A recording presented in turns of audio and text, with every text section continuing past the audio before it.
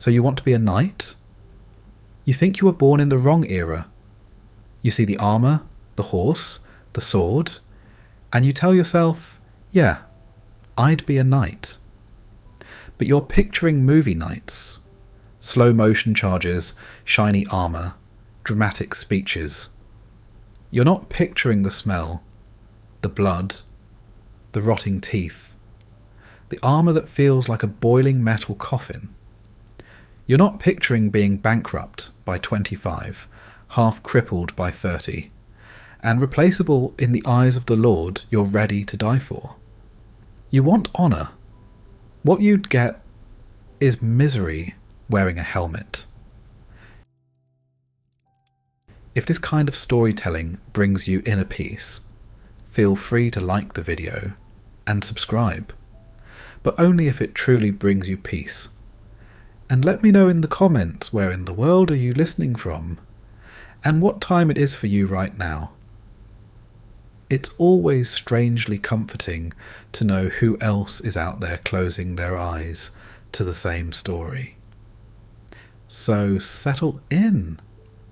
Let the world grow quiet and let's dream together for a while.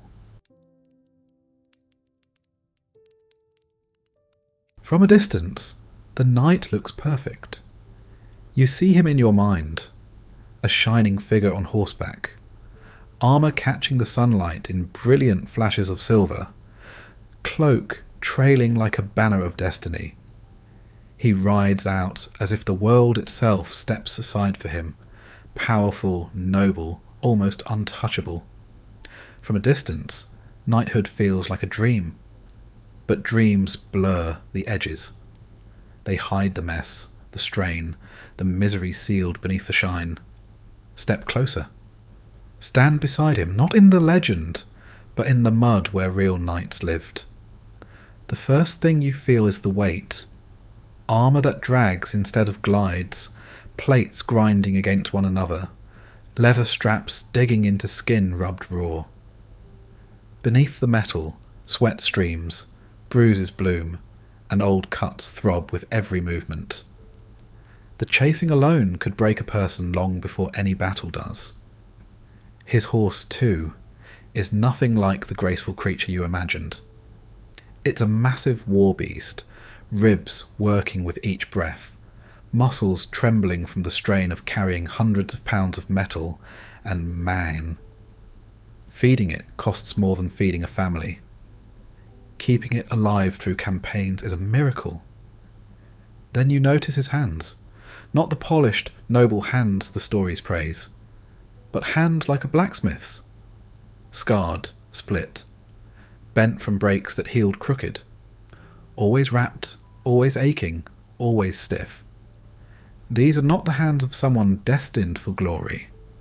These are the hands of someone who works, bleeds, and suffers. And behind the shine of the armour is the pressure, debt stacking higher than honour, training that starts in childhood and never ends, loyalty demanded without question, death lurking behind every trumpet call. You are shown the glory. What you're about to see is the cost, and why being a knight was far closer to misery than myth. You grow up imagining knights as flawless heroes, shining armour, righteous quests, noble hearts. They gallop through your mind like symbols of bravery, moving with impossible grace, swords gleaming, banners flying. It's a beautiful picture, because it's painted from far, far away. Step closer, and the shine disappears almost instantly. The knight you think you know is a myth, born from stories, poems, and centuries of romantic exaggeration. The real knight is something very different. A man trapped between duty, poverty, exhaustion, and violence. A man whose life was far more mud than glory. You picture him riding through forests lit by golden sunbeams. But he remembers slogging through knee-deep mud that sucks at his boots, rain pouring into his armour until it feels like a personal coffin, his horse stumbling, his stomach empty, his muscles shaking from days without sleep. You picture him standing tall on a battlefield, fearless and noble. But he remembers the terror that rattles the ribs, the chaotic screams, the clash of steel, the smell of blood thick enough to turn the stomach.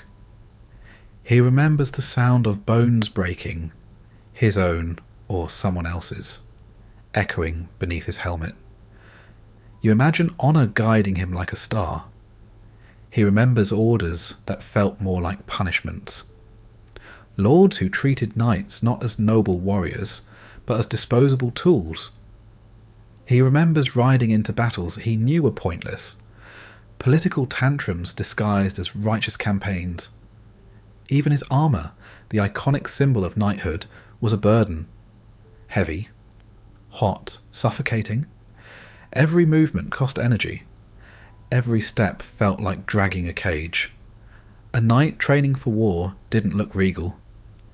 He looked exhausted, drenched in sweat, bruised everywhere the metal rubbed. And the cost of maintaining this image? Crippling. A knight paid for everything.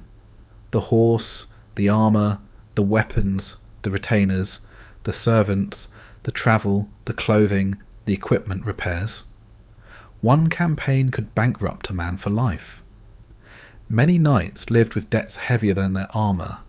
Even the food you think kept him strong was often scarce. Knights starved on campaigns. They went days without proper meals, drinking weak beer and chewing stale bread because it was all they had. Strength wasn't a choice. It was a fading resource. And his glorious battles? Most were miserable marches. Miles of mud, rain, hunger, disease. Then came the fighting, chaotic, brutal, and usually over in minutes. Knights didn't charge in slow motion like in movies. They slammed into each other like battering rams. Bones shattered. Horses collapsed beneath them. Helmets filled with hot, panicked breath. But the myth persisted because the people telling the stories weren't the ones living the reality. Poets wrote about perfect knights from warm rooms. Artists painted shining armour without ever having to wear it. Lords praised knightly valour while sending men to die for their ambitions. From a distance, the knight is a symbol of everything admirable: courage, loyalty, honour. Up close, he is exhausted, burdened, bleeding, afraid, and trapped in a system that demands everything and gives almost nothing in return. You start to see the truth. Knighthood wasn't a fantasy. It was a job. A brutal one. One that required endless training, blind obedience, deep pockets, and a tolerance for pain that bordered on inhuman. The myth is beautiful because it hides the suffering. The reality is powerful because it reveals the cost. And when you stand beside the real knight, the one history forgot to describe, you understand why so many broke under the weight of a life everyone else admired from afar. From a distance, a knight looks like the very definition of wealth: gleaming armour, tall horses, colourful banners, polished weapons. It's easy to assume that anyone who lived this life must have been rich beyond worry, wrapped in privilege, honoured by kings, admired by peasants. But step even a single pace closer, and the illusion cracks. Knighthood wasn't a doorway to wealth. It was a doorway to debt. A beautiful, glittering trap that demanded more money than most families could earn in a lifetime.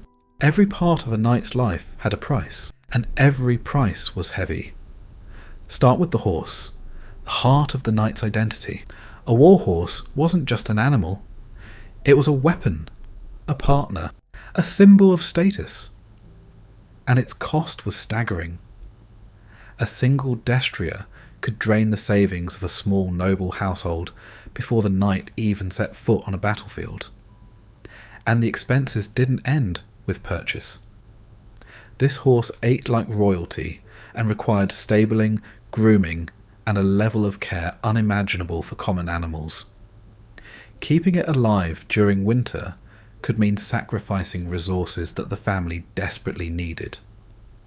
When a knight lost his horse, in battle or to illness, he didn't just lose transportation. He lost the foundation of his entire identity. Armour came next, and if the horse didn't bankrupt a knight, the armour gladly finished the job. We romanticize it now, imagining it as a masterpiece of shining steel, fitted perfectly and gleaming with pride. But what we forget is its cost, the work of master smiths, the hours spent hammering, shaping, fitting. Armour had no shortcuts. Every rivet, every hinge, every plate represented labour paid for with silver. Many knights owned only partial sets, mixing old pieces with new, borrowing helmets, repairing rusted plates until nothing original remained. Others inherited armour from fathers or uncles, even if it didn't quite fit. Better to fight with armour that pinched your joints than to fight with none at all. Weapons were a constant drain. A sword wasn't a toy. It required precious metal and expert forging. Lances shattered in training more often than in battle. Shields cracked, daggers got lost. The amount of gear a knight had to maintain was endless, and every piece cost money he often didn't have. And then came the people he had to support. A knight didn't move through the world alone. He needed a squire to train, a groom to tend the horse, sometimes a servant to manage equipment. These people needed to eat.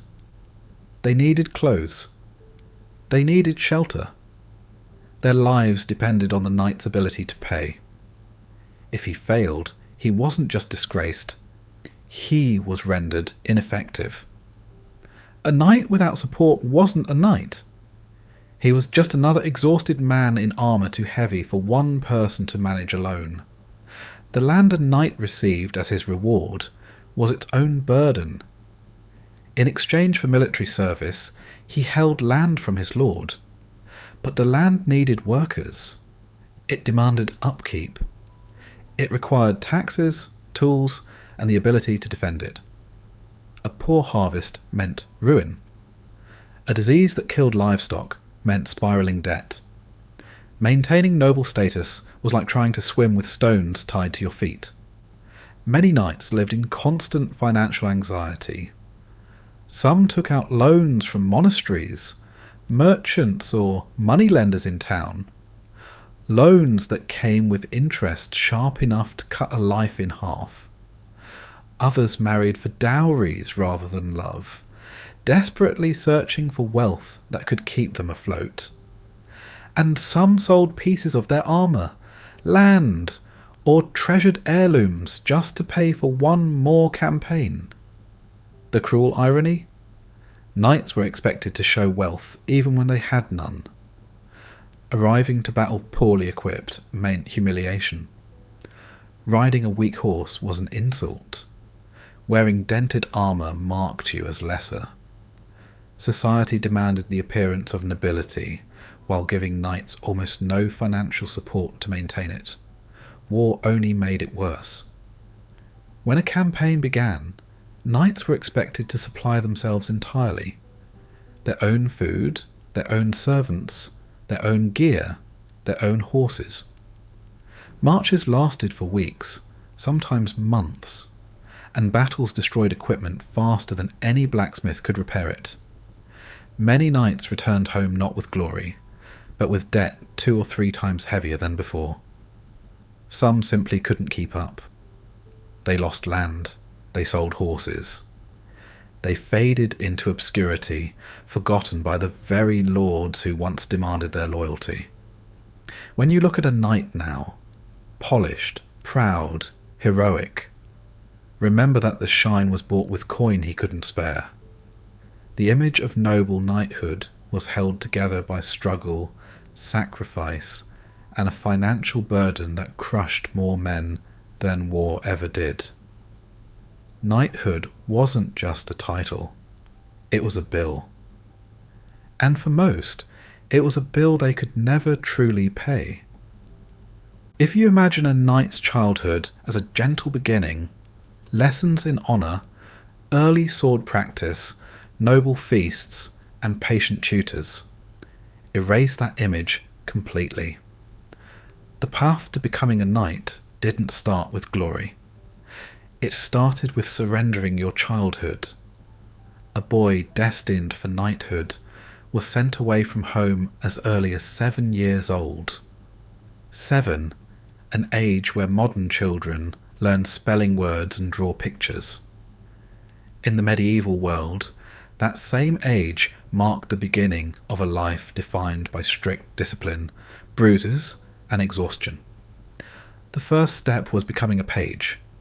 A page lived in the household of a lord, not his own family.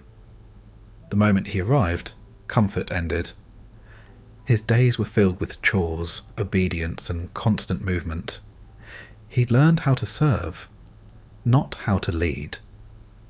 He learned to fetch, to carry, to pour wine, to run errands, to clean weapons he wasn't yet allowed to use. He learned never to complain, never to be slow, never to show weakness. Pages practiced endlessly, but the training was nothing like the romantic scenes you picture. They wrestled in the mud, fell repeatedly, bruised ribs, scraped skin, sprained ankles. They sprinted until their lungs burned. They learned balance by running along narrow beams, exhaustion by climbing ropes multiple times a day, and humility by getting knocked over by older boys again and again. There was no softness in this training, no celebration of small victories, only the relentless push to prepare them for a future that demanded absolute endurance.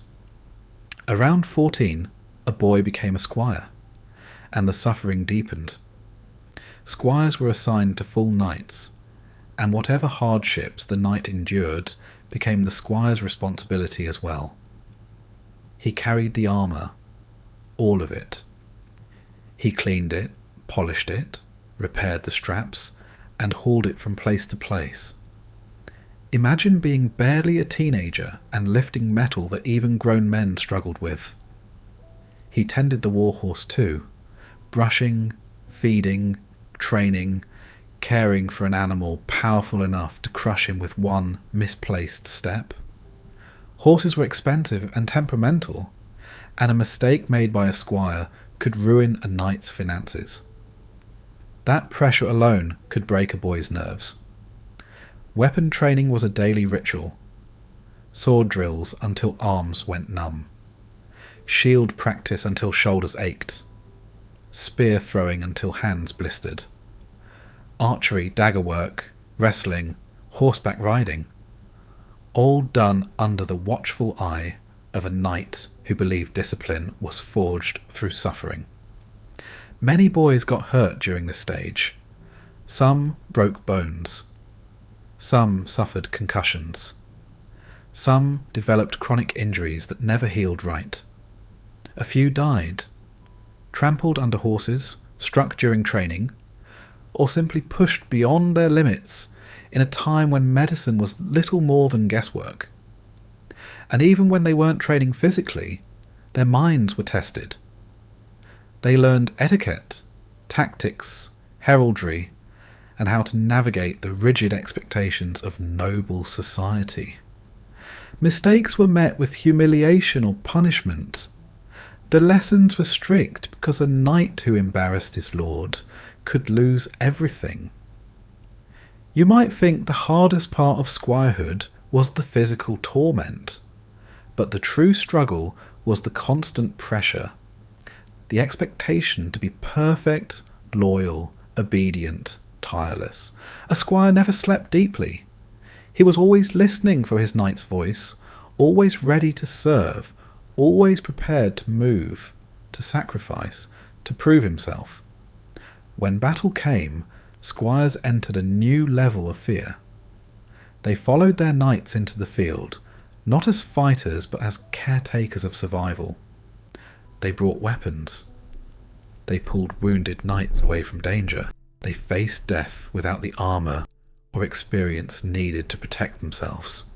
Some squired for years and never survived long enough to be knighted at all. And if a boy finally did reach the ceremonial moment of knighting, it wasn't the beginning of heroism, just the start of a harsher life. You imagine the accolade, the sword on the shoulders, the solemn vows. But those few graceful seconds cannot erase the years of pain, fear, and exhaustion that shaped the child who now kneels, trembling before his lord. He stands as a knight, not because he lived a blessed life, but because he endured a childhood designed to harden him into someone who could face the brutality ahead. Knighthood was not earned by talent or destiny. It was earned by surviving a training that stripped innocence and replaced it with resilience. From far away, a knight's armour looks flawless, like steel skin forged by some divine craftsman. Smooth, shining, perfect. You imagine it giving strength, power, invincibility. But the closer you step, the more you realise that armour wasn't a gift. It was a burden, a cage of metal that demanded suffering long before it offered protection. The first thing you notice is the weight. Not the number, but the feeling. The dragging pull on shoulders, the pressure on hips, the way the plates shift and grind with each breath. When a knight lifts his arm, the metal follows a half-second behind, slow and stubborn. When he bends, a hinge pinches. When he twists, something pulls. Every motion is a negotiation with steel. You picture knights running across fields, charging heroically. But try walking in armour for a few minutes. The sweat starts instantly. The heat builds fast, trapped beneath layers of padding and steel with no way to escape.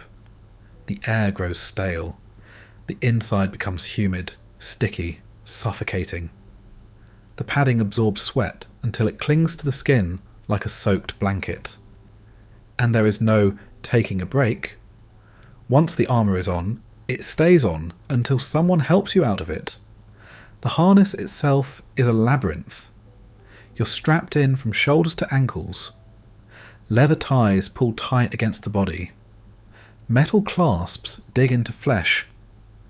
Underneath, a padded gambeson rubs constantly against the skin, creating chafing that turns into blisters, then into raw, open sores. Those sores, they often got infected, sometimes dangerously so. Armour didn't just restrict movement, it punished it. Climbing stairs felt like scaling a mountain. Mounting a horse required assistance from a squire. Falling from a horse, well, a beetle flipped on its back had more grace. Inside the helmet, the world changes completely. Your vision narrows to thin slits.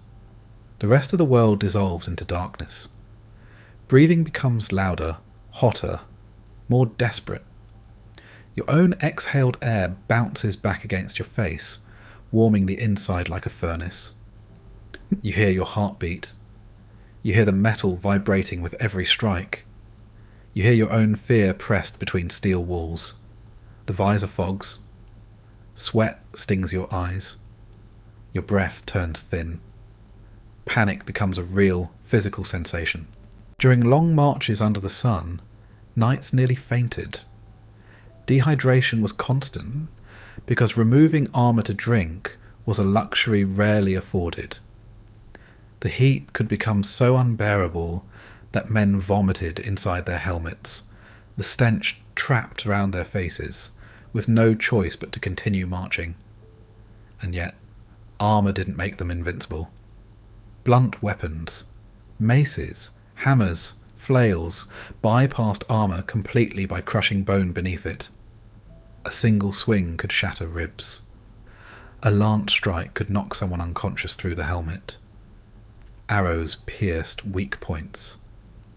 Daggers found gaps at the armpit or neck. Every knight lived with a knowledge. The armour that protects you can also bury you. When rain fell, metal rusted. When snow froze, joints stiffened. When sweat soaked the padding, the smell became unbearable. A mix of iron, mould, and human exhaustion. Removing armour at the end of the day was its own ordeal. A knight stood like a statue while squires unbuckled straps, pulled off plates, peeled away padded clothing. The moment the armour came off, the knight's body felt exposed and strangely light. But the pain remained. Bruises shaped like metal edges. Skin rubbed raw. Shoulders burning. Some knights developed permanent posture issues from years of carrying weight. Some had deep purple grooves across their shoulders. Some never fully straightened their backs again. And yet, they wore it because they had to. Because without armour, death came faster. Because a knight riding into battle without full protection was not brave. He was doomed. So when you picture a knight, don't imagine a superhero in steel. Imagine a man sweating inside a boiling metal shell. A man whose armour restricts his breath and movement. A man carrying wounds caused by the very thing meant to save him. A man weighed down by protection that hurt almost as much as the danger. This wasn't a magical exoskeleton. It was survival at the cost of comfort. It was strength forged through strain, endurance through suffering, and courage through sheer necessity. You picture medieval warfare the way movies show it. Organised lines, slow-motion charges, heroic duels under dramatic music. But real battlefields were nothing like that. There was no beauty, no glory, no space to breathe. Only chaos, fear, and the overwhelming stench of death. The moment a knight rode onto a battlefield, he entered a world where sound itself became a weapon. You hear it first. The screams, the clash of steel, the panicked cries of horses. There's no rhythm, no order, just 1,000 noises crashing together, drowning out thought. The ground trembles under hooves and boots. The air carries the metallic smell of blood mixed with mud, sweat, and smoke. Then the mud hits your boots. Thick, sucking mud that wants to trap your feet. Earlier rain has turned the field into a swamp of churned earth and blood. You struggle to move forward, armour dragging you down with every step. Each movement takes strength you don't have. The first hits are blunt, shocking, disorienting. Not cinematic sword clashes, but clubs smashing into helmets, shields slamming into ribs, lances breaking with explosive force. A knight doesn't see clean openings or elegant moves. He sees flashes. A visor slit flooding with motion, shadows lunging, metal glinting only for a second before disappearing. A swing that misses by an inch. An arrow that whips past the ear with a hiss that makes him flinch inside the helmet. And every second, he feels the weight of his armour pressing down harder. Chest tight from heat, breath shallow, legs trembling. You can almost hear his laboured gasps over the noise, each breath scorching inside the helmet like he's inhaling fire. Horses suffer too. Adestria screams as an arrow sinks into its flank. You feel the panic in its muscles as it rears, nearly throwing the knight. Horses fall with a sound that shakes the heart. A thud followed by a helpless, choking groan. A fallen horse is a death sentence for the rider trapped underneath, armour pinning him down as enemies close in. Knights fought primarily in melee, and melee combat was a nightmare. Not skillful duels, but desperate grappling, slipping in mud, striking blindly, shield edges smashing into faces, daggers jabbing into armour gaps. Blows rarely landed cleanly. They landed wherever a knight could reach. Ribs cracked under mace blows. Collarbones snapped from heavy strikes. Fingers shattered, gripping sword hilts. Concussions were constant. Some knights woke up hours later with no memory of the fight. Others never woke at all. Arrows were everywhere, raining down in unpredictable waves. Even the best armour couldn't guarantee safety. A well-aimed arrow slipped through eye slits, armpits, groin points. The few exposed places where metal couldn't fully cover bone. Seeing a knight drop without warning was common. One heartbeat standing, the next lying still, armour sinking into the mud with a heavy final sound. The ground was slick with things you don't want to imagine. Blood, faces, vomit, mud, pieces of equipment, pieces of bodies. You couldn't take a step without slipping, stumbling, or stepping on something you wished you hadn't touched. And the smell. Unbearable. Sweat turned sour inside the armour.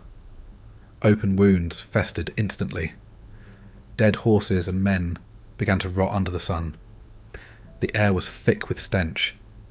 Infection hanging everywhere like a cloud. Many knights didn't die from sword blows.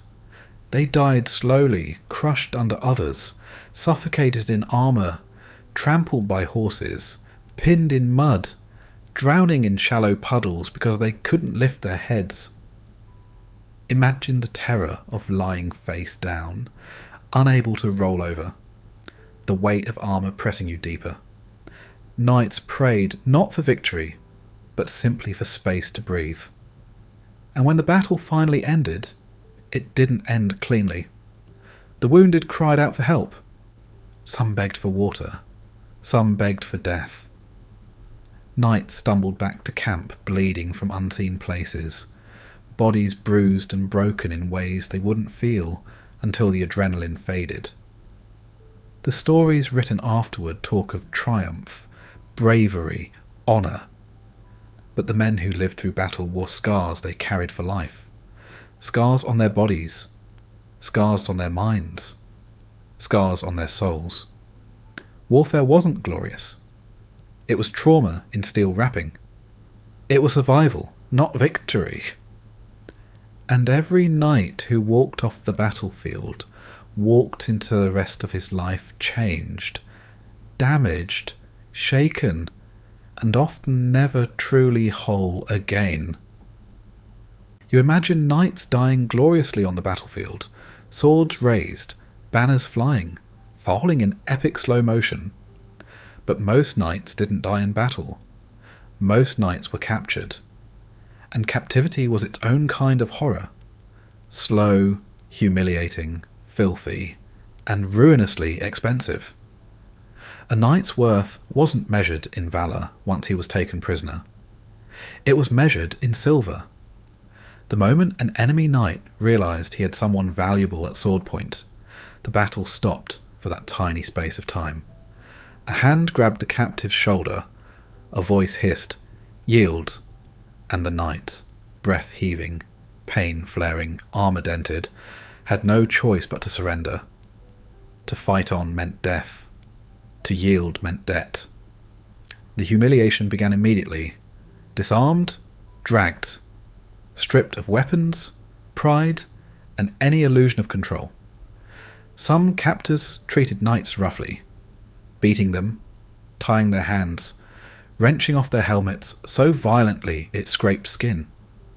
Others were more gentle, but gentleness meant nothing when you were being marched away like livestock, your dignity dripping away with every stumbling step. And where did they take you? Not a clean cell, not a guarded chamber. Usually a hole, a shed, a dark corner of a tower that smelled of rot and mould. A cellar filled with damp straw and old urine. Captivity wasn't cinematic. It was cold stone pressing into your back. It was hunger that blurred your vision. It was fear buzzing under your skin because you didn't know if your captor's patience would snap. A knight in captivity lived a life of scraping survival. A crust of stale bread tossed his way. A cup of water that tasted like rust.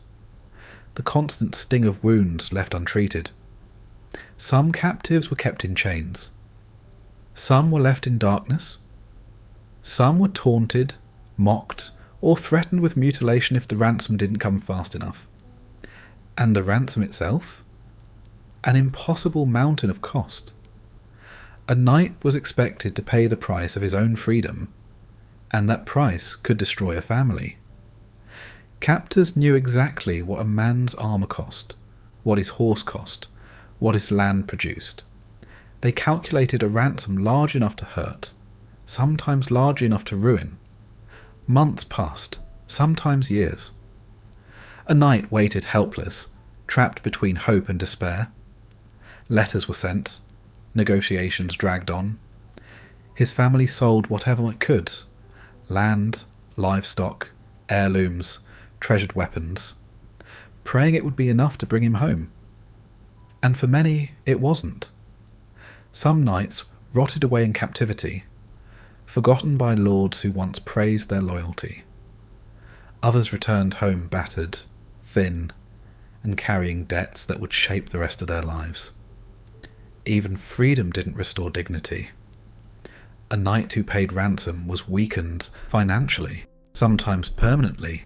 He returned to his land to find it mismanaged, his reputation harmed, his household struggling.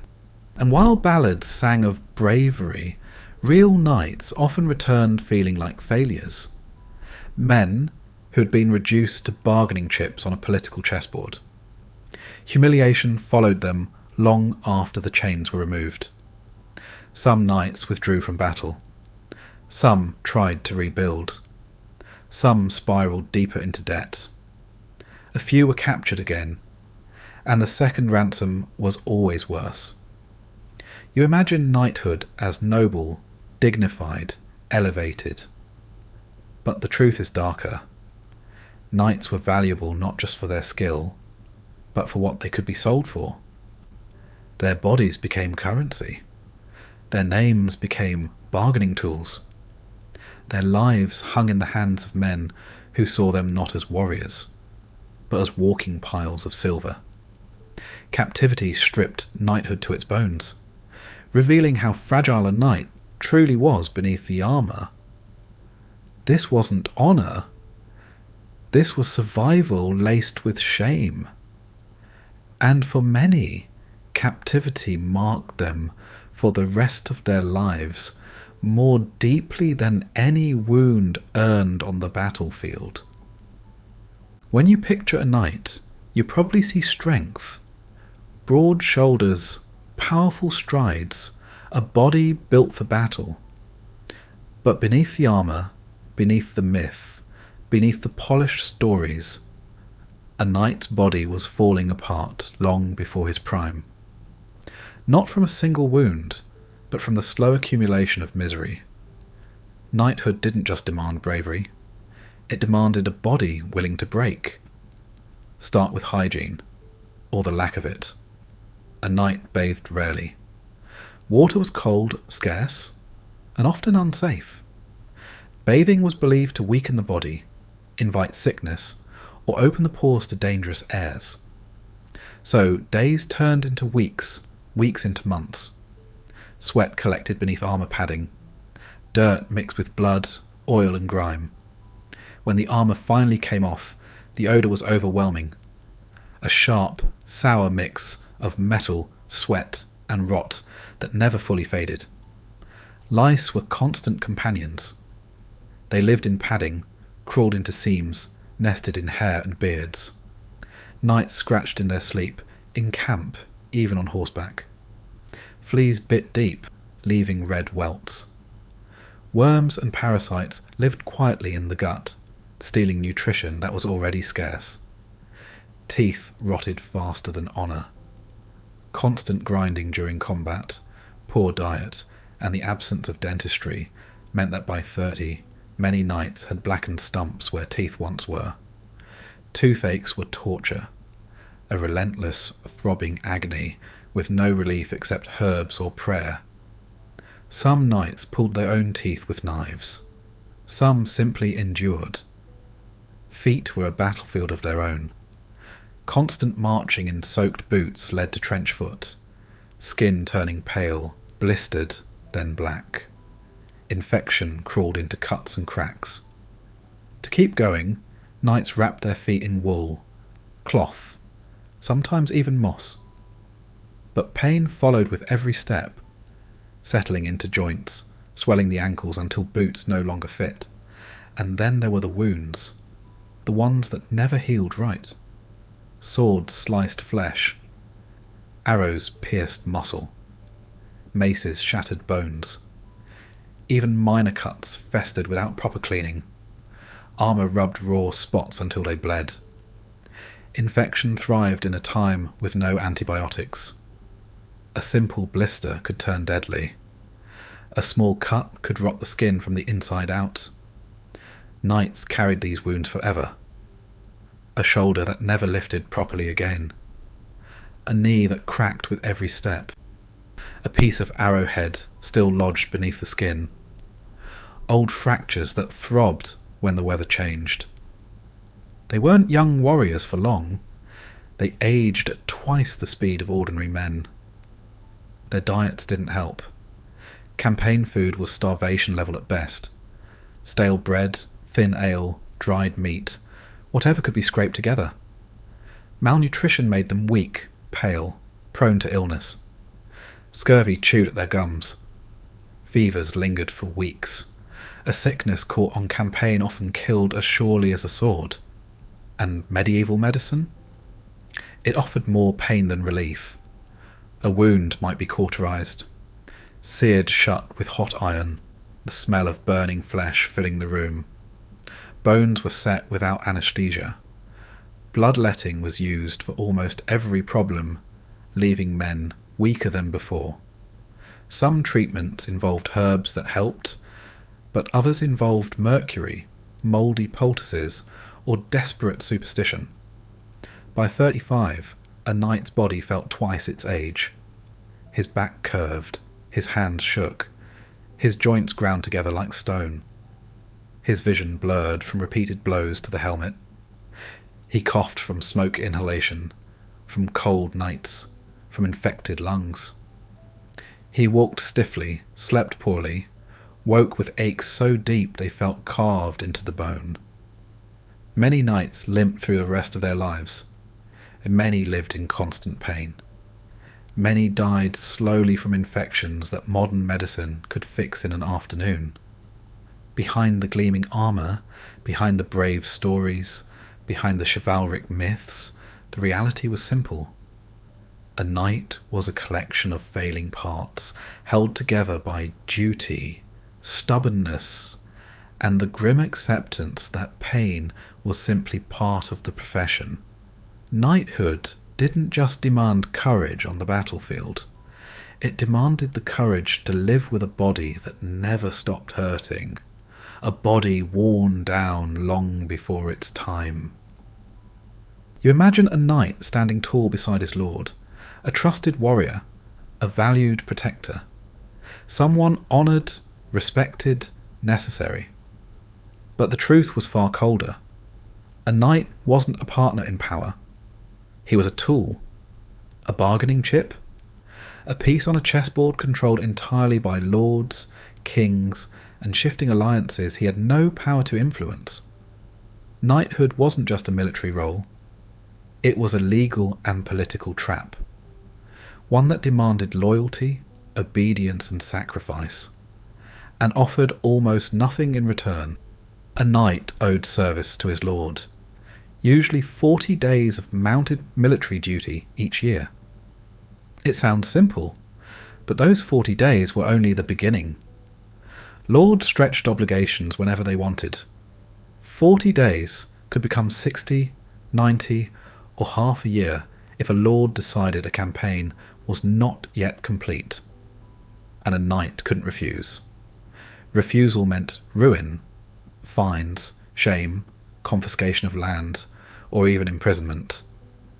So when the Lord called, a knight had to go, even if his harvest was failing, even if his wife was sick, even if his debts were crushing him, even if his armour was broken, his horse lame, and his household hanging by a thread. He mounted up anyway, because loyalty wasn't optional. Loyalty was enforced. And what did he fight for? Was it justice? Honour? Protection of the innocent? Rarely. Most campaigns were political squabbles. Cousin against cousin, rival noble against rival noble. Border disputes fueled by pride, greed, or insult. Knights died for disagreements that meant nothing to them. Imagine riding into battle knowing the cause doesn't matter, but your life does, and you're forced to gamble it. A knight was expected to be loyal, but the Lord owed no equal loyalty in return. Rewards were promised often, and delivered rarely. A knight might risk everything: horse, armour, body, livelihood, only for his lord to shrug afterward and bestow favours upon someone else. Knights often came home with nothing but injuries and debts. Worse, they sometimes returned to discover their land raided, taxes increased, or obligations added in their absence. Lords didn't pause a knight's responsibilities just because he was off fighting their wars. They often piled more on top. This dependence on a lord created a dangerous power imbalance. A knight's future depended entirely on the whims of someone above him. A grudge could destroy him.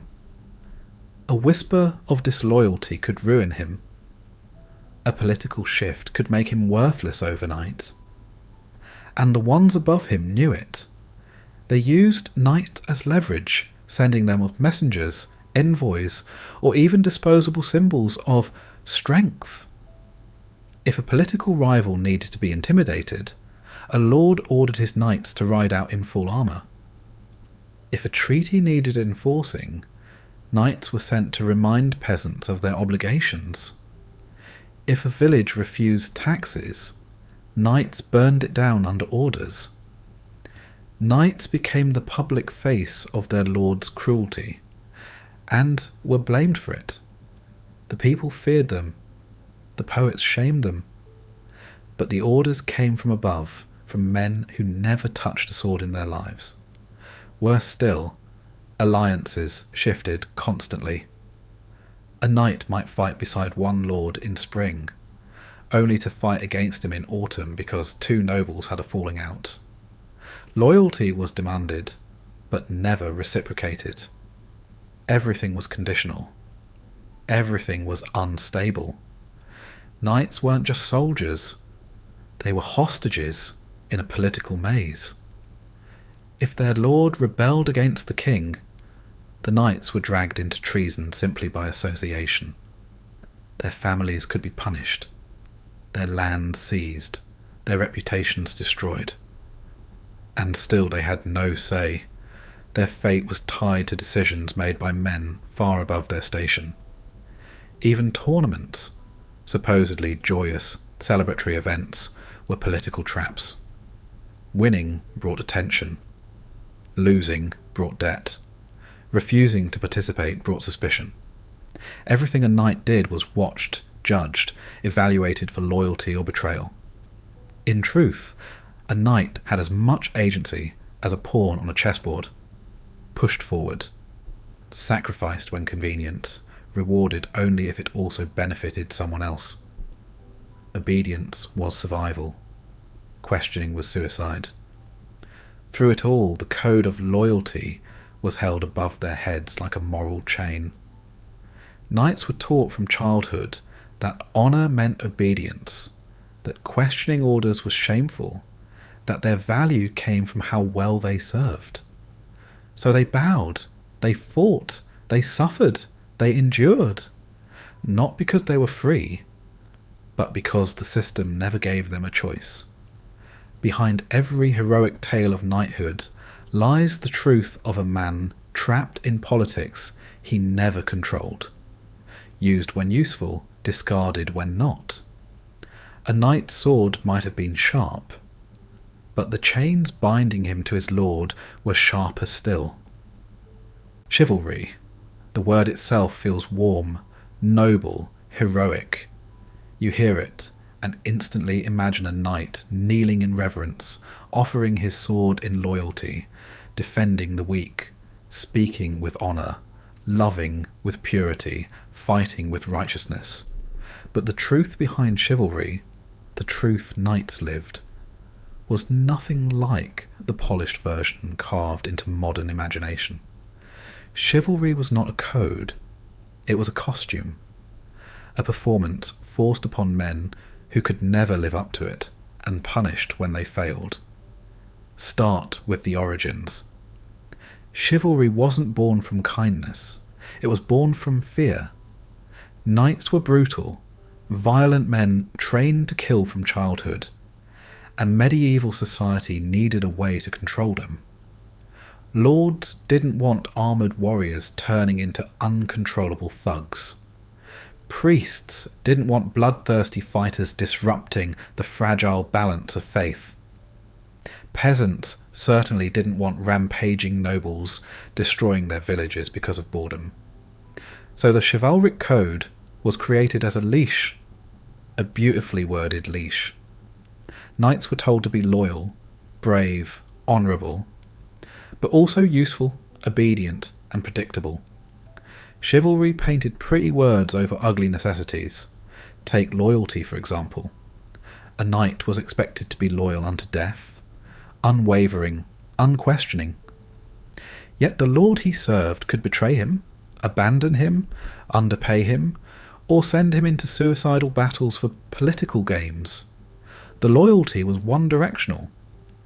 A knight could be punished for disloyalty, but a lord could break promises without consequences. Courage? Sure, knights were told to be fearless, but fearlessness often meant riding into hopeless combat because refusing would ruin their reputation. They weren't brave because they wanted to be. They were brave because the system demanded it. Then there's generosity. Knights were expected to give freely. Food, shelter, protection, hospitality. But how could they afford generosity when knighthood already buried them in debt? A knight who fed strangers might starve his own family. A knight who supported a poor traveller might not have silver left to pay the blacksmith. Yet failure to show generosity was judged as moral weakness. Mercy was another beautiful lie. Knights were told to spare the weak, yet war demanded the opposite. Burn that village, slaughter those rebels, punish that peasant uprising, obey or face consequences. A knight's conscience mattered far less than a lord's command, and chivalry conveniently ignored the fact that mercy was rarely allowed on real battlefields. Protect women? Another romantic idea. In reality, knights were often dangerous to women, not protectors of them. The code said they should treat noble women with respect, but said nothing about peasant women. Many women feared armed men, chivalric code or not. The reality was far more complicated and far uglier than the poems claimed. Chivalry became a stage, a performance they had to maintain even when it suffocated them. Every word they spoke, every gesture they made, every victory or failure was judged not just as a soldier's action, but as a reflection of their moral worth. Imagine trying to live under a code that told you to be perfect, while surviving war, debt, disease, injuries, political manipulation, and the daily grind of violence. Imagine being expected to act saintly while doing the dirtiest work of the age. Knights who lived morally often suffered for it. Refusing cruelty made them appear weak. Showing restraint made them appear cowardly. Showing mercy when ordered to punish made them appear rebellious. Chivalry demanded impossible standards, then condemned knights when they inevitably failed. A chivalrous knight could starve. A chivalrous knight could go bankrupt. A chivalrous knight could die because he made the honourable choice instead of the practical one. And the cruelest irony? The people praising chivalry, the poets, the clergy, the nobles, were not the people living by it. They didn't wear armour. They didn't face battle. They didn't suffer the consequences. They simply consumed the fantasy and judged the men trapped inside it. Chivalry was a prison of expectation. A shining cage built from ideals that sound beautiful on paper, but feels suffocating in practice.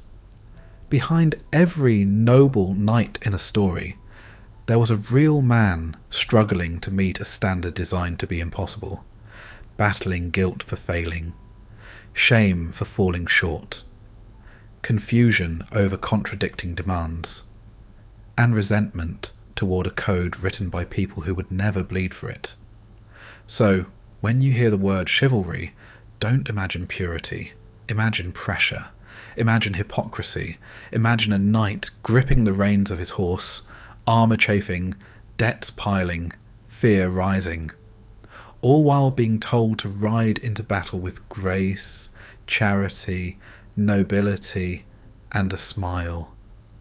Chivalry wasn't a virtue. It was a mask. And knights lived their entire lives behind it. By the time the late Middle Ages arrived, the knight, once the towering symbol of medieval warfare, was already living on borrowed time. The world was changing faster than steel could adapt, and the same forces that had once elevated knights to power now began dismantling everything they were built upon. The fall didn't happen in a single moment. It happened piece by piece, battle by battle, invention by invention, until the knight was no longer a hero, but a relic. The first great blow came quietly, the longbow.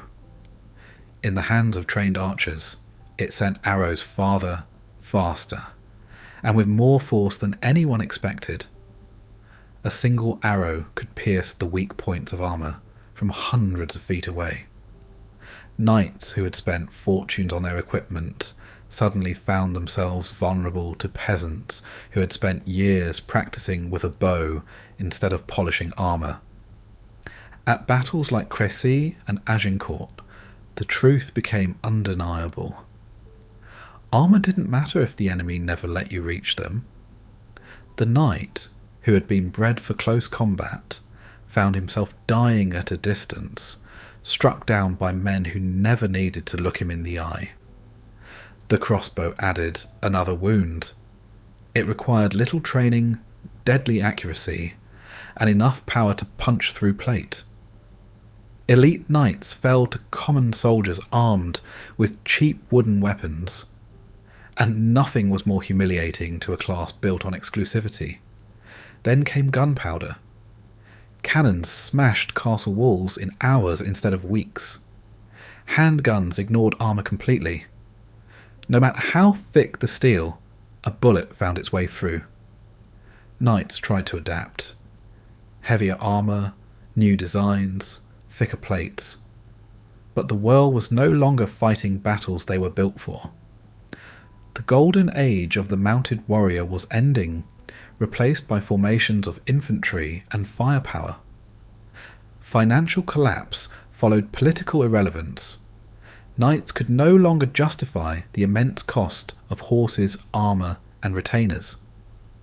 Wealthier nobles began hiring professional soldiers instead, men who could be trained, paid, and dismissed at will. Knights who had once been indispensable became expensive decorations. Many slipped into deeper debt than ever before. Some sold their land. Others sold their horses. A few abandoned knighthood entirely and tried to reinvent themselves as landlords or bureaucrats, clinging to whatever scraps of status they could. Then society shifted again.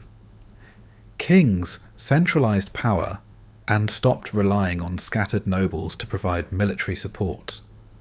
Towns grew. Mercenaries became common. Armies were built from trained infantry, not mounted elites. And slowly the knight, the very symbol of medieval warfare, faded from the battlefield. But the worst wound wasn't losing military importance. It was losing meaning. The chivalric ideal had painted knights as heroes. But as the centuries passed, people looked back and saw something different. Men trapped by duty, bound by debts, crippled by wounds, manipulated by lords, feared by peasants, and broken by systems that promised honour and delivered suffering. As knights disappeared from warfare, their myth grew brighter. Their reality disappeared.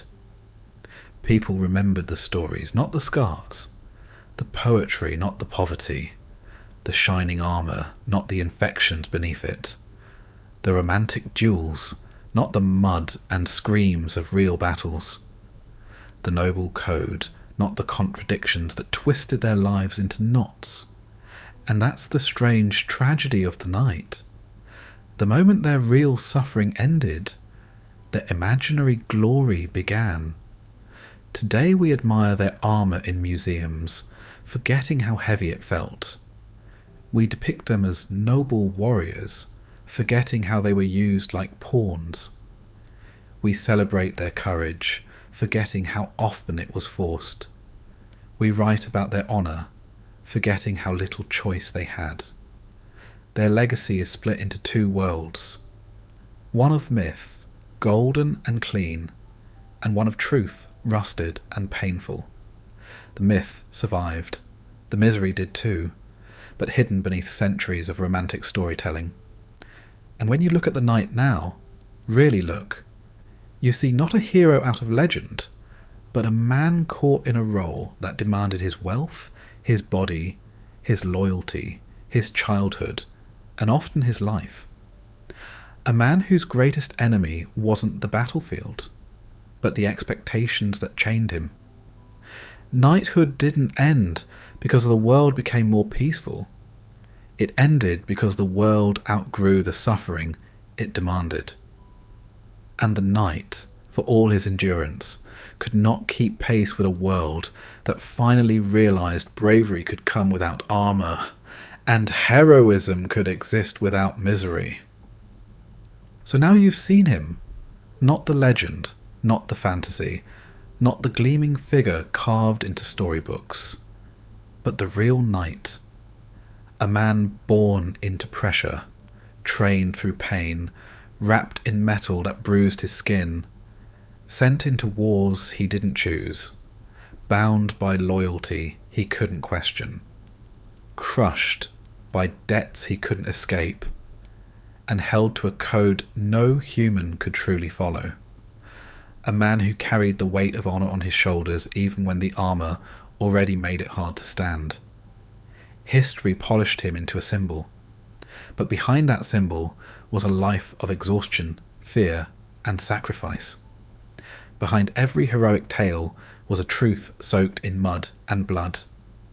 Behind every shining suit of armour was a body falling apart, far too young, and that's why the myth survived, because the reality was too hard, too dark, too heavy to remember. It's easier to imagine a perfect knight than a suffering man, easier to celebrate the stories than confront the scars. But understanding his misery doesn't diminish his courage. It reveals it. It shows you the strength it took to keep riding, to keep fighting, to keep living in a world that demanded everything and returned so little. A world where glory was rare, but pain was constant. Knighthood wasn't a dream. It was a duty, a burden, a life woven from the threads of endurance and expectation. And now, when you picture a knight, you'll see him clearly. Not as a distant fantasy, but as a human being shaped by a brutal reality we once romanticized. You'll see the truth. Heroes aren't created by shining armor. They're created by the weight of what they must carry beneath it. And the medieval knight carried more than anyone should.